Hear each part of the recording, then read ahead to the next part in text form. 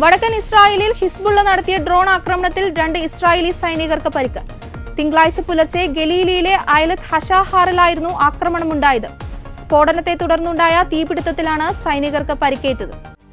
വടക്കൻ ഇസ്രായേലിലെ സൈനിക താവളം ലക്ഷ്യമാക്കിയാണ് ആക്രമണം നടത്തിയതെന്ന് ഹിസ്ബുള്ള പ്രസ്താവനയിൽ പറഞ്ഞു. തെക്കൻ ലബനനിൽ ഇസ്രായേൽ നടത്തിയ ആക്രമണത്തിന് മറുപടിയാണിതെന്നും ഹിസ്ബുള്ള അറിയിച്ചു. തെക്കൻ ലബനനിൽ ഇസ്രായേൽ നടത്തിയ ഡ്രോൺ ആക്രമണത്തിൽ 2 പേർ കൊല്ലപ്പെട്ടതായി ലബനൻ ഔദ്യോഗിക ദേശീയ വാർത്താ ഏജൻസി റിപ്പോർട്ട് ചെയ്തു. മെയ് അൽ ജബാൽ ഗ്രാമത്തിലാണ് ആക്രമണം നടന്നത്. ബെയ്റൂട്ടിൽ ഇസ്രായേൽ നടത്തിയ വ്യോമാക്രമണത്തിൽ ഹിസ്ബുള്ള കമാൻഡർ കൊല്ലപ്പെട്ടതിനെ തുടർന്ന് കഴിഞ്ഞയാഴ്ച മുതൽ മേഖലയിൽ സംഘർഷം രൂക്ഷമാണ്.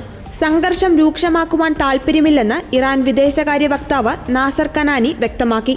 അരക്ഷിതാവസ്ഥ തുടരുന്നത് ഒഴിവാക്കുവാൻ ഇസ്രായേലിന് ശിക്ഷ നൽകേണ്ടത് ആവശ്യമാണെന്നും പറഞ്ഞു.